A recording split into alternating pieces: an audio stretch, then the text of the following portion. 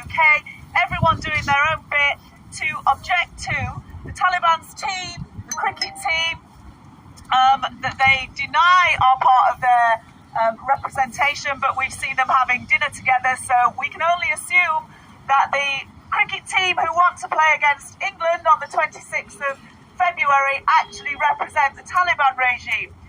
They are now oppressing women in every area of their lives. Every single right that women would have in Afghanistan has been stripped from them, including the right to education, the right to freedom to speak to each other, to speak out in public, to read aloud in their own homes, even to have windows through which they can be seen.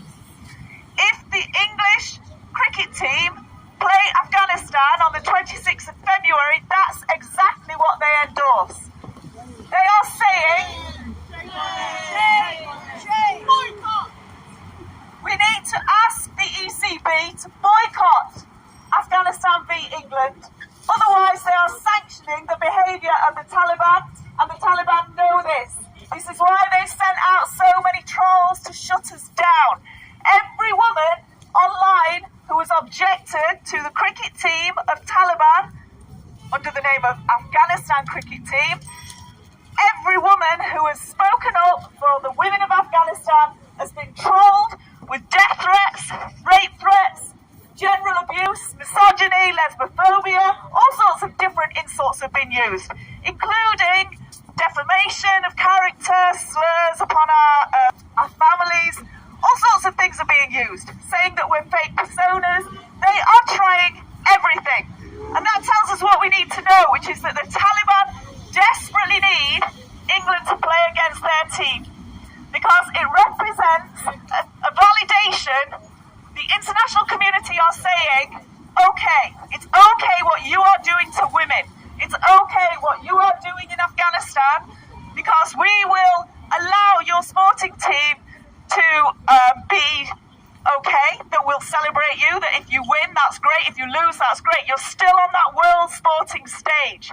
So any move by the ECB to boycott would be in support of the women of Afghanistan. I'm here today who have quite a lot to say about that, including Arsa Parsi, who was really brutally shut down last week when she was the lone woman standing against men demanding their cricket. And for that, she's been subject to endless and consistent abuse. So last week, she was on her own, and today she's not on her own. The women of the UK are standing with her. And we will continue to do so, and we're hoping that these gatherings and offerings of support grow, and that women in Afghanistan can see that they're not alone and they are not silenced. We will speak with them, we will speak for them, and we will stand up for them. Thank you.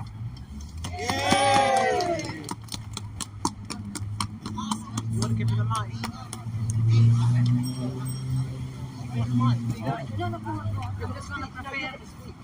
Yeah, I will speak. Everyone else can speak. Come on, don't be shy.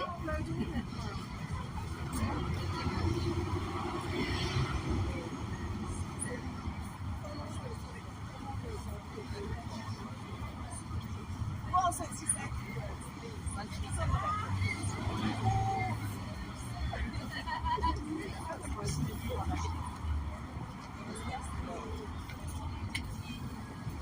If you think you can't do anything to help women in Afghanistan, if you think you can't do anything to women in Afghanistan, you're wrong. You can go to WRN Afghanistan and see what they want you to do. You can go to WDI Afghanistan and they can have your help in educating and furthering the wishes, hopes and dreams of girls and women in that united country. And there's Victory Afghanistan. They have a Twitter feed and they're looking for mentors, women like you with life experience who can help and support girls and women who are suffering this terrible. Can spare to support women learning English. Already I've heard some of them whose English is absolutely fabulous. Then that's something you can do. And the more we stand up and say, no, we're not accepting the Taliban, their sex apartheid, and the more that countries take out injunctions and arrest warrants at the International Criminal Court against Afghanistan's rulers, not an elected government, their rulers, the Taliban, supported by Pakistan. And the more we say no ECB, English and Wales Cricket Board, no ICC, International Cricket Council, we should not be playing cricket or any damn sports with Afghanistan's teams, men's teams, because they're not obeying their own rules. Free Afghanistan. Hello everyone! Do you hear me? Does the world hear me? Yes! No. Thank you very much for hearing me. But unfortunately, the world is totally silent about me. Shame! It's like the world has become deaf and blind Shame! about what is going on with women around the world. Shame! And then how is sports used in a political way to whitewash the crimes against humanity, against human rights, against basic human rights such as education? Can you imagine? It's more than 1,220 plus days in my country, once known by the name Khorasan, the land of the rising sun, which is now called Afghanistan, which means the land of shouts, of sorrows, of asking for help, shouts of being victims of torture, to be killed, to recognize will be the victims in here like myself, being here on the 17th, being attacked, verbally attacked, called names, racially, ethnically, gender-based slurs. You know, if the police hadn't shouted on them, they would have beaten me up and I don't know what else they would have done. Suppose I'm talking with you from the place I was before, just a couple of days. Look at there, Big Ben. Over there, House of Parliament. And here, in the land of democracy, where the human rights is in the core of the society. And someone as a girl at the moment, you're either in prisons, either dying in the borders, freezing to death. At the moment, do you know what's happening to our young people? Rotting in the Turkish prisons. Do you know what's happening to our people? Being drowned in the channel waters. And then we come here, the bloody hands of those who are killing our people every day. We are tired to tell you. I'm tired to tell you, having a loudspeaker in my hand.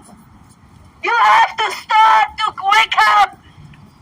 You know, you have to feel the vibes. If you really want to live in a peaceful place like Britain, you really have to stand up for the women in the world. And in this matter today, boycott Afghan cricket for the sake of the humanity, for those women who are oppressed, who can't even look outside the windows. Can you imagine waking up, hearing the birds, people talking about sunshine? You can't even open your windows to say good morning to the world? What do they want to do with our imagination? Huh? What do they want to do with our imagination? To be with women where cricket is used against them, to oppress them, to silence their voice, Yes. to kill the creativity, the art of love and being loved, the art of beauty in their hearts and in their minds. But they failed. But they are still trying. Our job is to work together, to accept each other, to respect each other, no matter where we're from, no matter what we think about what other people think about ourselves. We have face each other, stand together for a peaceful Britain, for a peaceful around the world, for a peaceful country called Afghanistan, which is known as the land of the rising sun, and the real name of Afghanistan was Khorasan. That even the Taliban have made that name has to be repeated, but this time with good words, good thoughts, and good deeds. Thank you very much.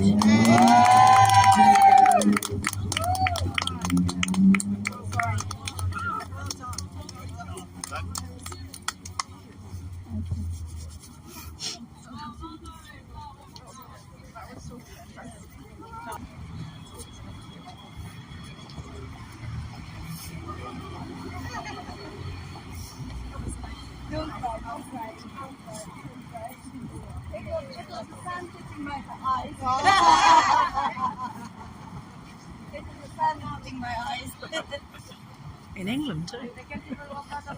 Sounds brilliant. Was it? Yeah, very.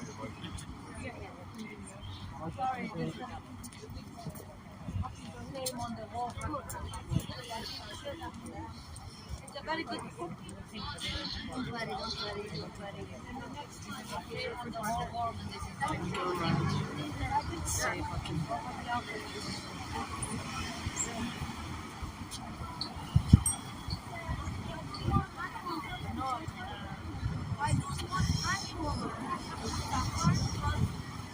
This is the sign.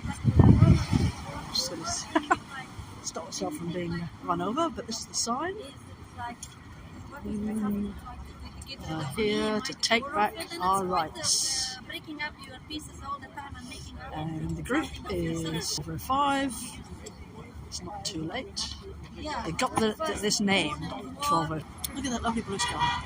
So we're out today. The woman that you heard here, she last week, if you're not aware of what she was talking about, last Saturday I think it was, the 17th, she said, well, I think the 17th, whatever it was, she was a lone voice, standing on her own outside the, I don't know, was it IOC or the ICC, protesting about allowing the Taliban to play cricket in the international scene, and particularly in this country. So that's what we're all